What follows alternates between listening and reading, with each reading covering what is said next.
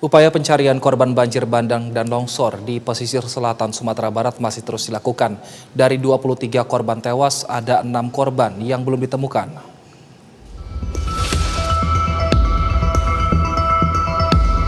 Tim SAR masih mencari 6 korban banjir dan longsor di Kabupaten Pesisir Selatan Sumatera Barat yang masih hilang hingga Senin kemarin. Operasi penyelamatan dan pencarian masih dilakukan. Pencarian difokuskan ke 3 titik, yakni kawasan longsor di Kecamatan Sutera, korban yang terseret arus banjir di Koto 11 Tarusan dan Kecamatan Bayang. Dalam operasi pencarian dan penyelamatan pada Senin kemarin, sejumlah alat diterjunkan termasuk 3 unit drone. Petugas mengalami kendala karena akses jalan menuju ke lokasi putus akibat longsor. Berdasarkan data, sejak bencana alam terjadi pada Kamis 7 Maret lalu, jumlah korban meninggal dunia tercatat sebanyak 23 orang.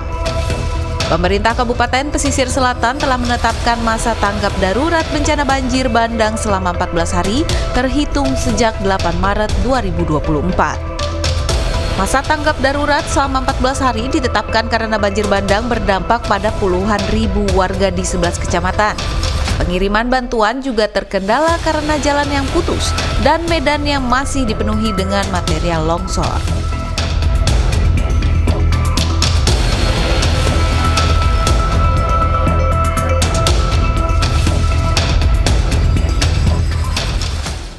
Untuk informasi terkini mengenai operasi pencarian korban banjir bandang di pesisir selatan Sumatera Barat, kita sudah bersama dengan Kepala Bidang Kedaruratan dan Logistik BPBD Sumatera Barat, Fajar Sukma. Selamat siang Pak Fajar, sejauh ini seperti apa proses pencarian 6 korban yang masih dinyatakan hilang Pak? Selamat siang Mas. Jadi pagi hari ini di pesisir selatan menjelang siang ini itu dilanjutkan pencarian. Pencarian dengan menyusuri sungai itu nanti dipenggal sejauh kurang lebih 10 km nanti disisir. Barangkali kemungkinan ada jenazah terbawa arus sungai itu ke arah pinggir atau tersangkut batu-batuan. Kemudian ada beberapa pohon-pohon yang sudah terseret air juga di pinggir itu ada rempah. Mungkin di antara pohon-pohon itu ada terselip jenazah nanti yang akan ditemukan. Makanya semua tim SAR yang di air menyisir di pinggiran-pinggiran sampai dengan 10 km pertama. Sementara di darat, kemungkinan apakah tertimbun dari tanah longsor juga sedang dijadikan pencarian.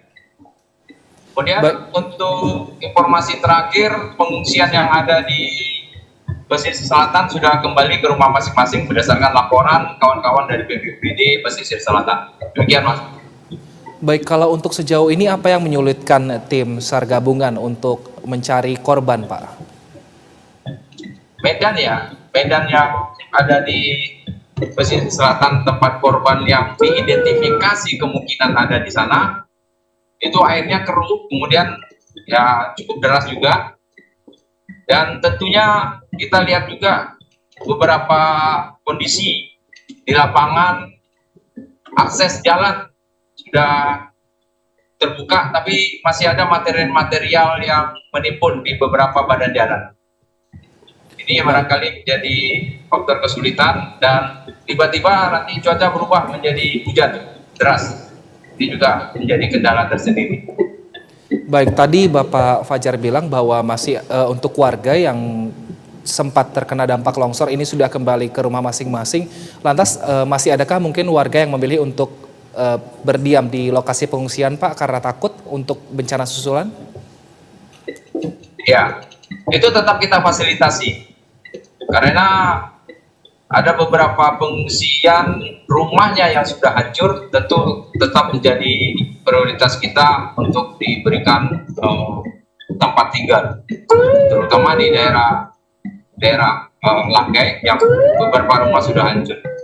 Ada beberapa keluarga juga yang bersedia untuk menampung anggota keluarga sementara waktu sampai nanti keadaan bisa tinggal di pengungsi. Kalau untuk wilayah yang terisolasi masih adakah Pak akibat bencana ini?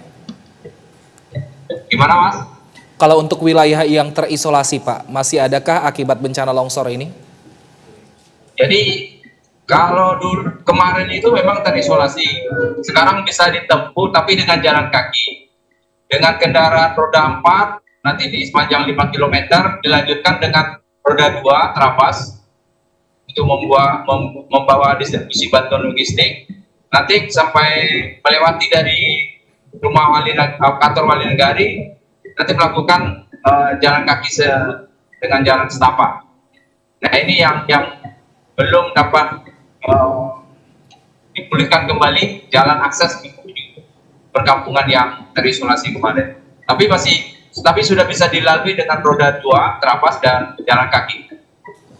Baik, Pak Fajar, informasi atau data dari BPBD akibat longsor ini, Pak, ada berapa sebenarnya rumah yang rusak?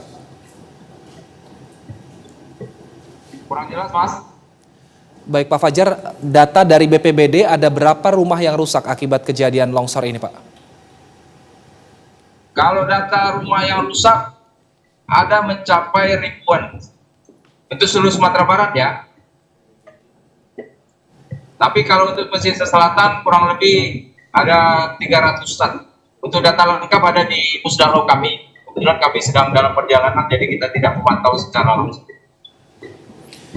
Baik, kita harapkan semoga bencana di sana bisa selesai dan juga semoga petugas bisa dengan berhati-hati dan juga penuh kewaspadaan saat mengevakuasi korban. Terima kasih atas waktu dan informasinya Pak Fajar Sukma, Kepala Bidang Kedaruratan dan Logistik BPBD Sumatera Barat telah bergabung bersama kami. Sehat selalu, Pak.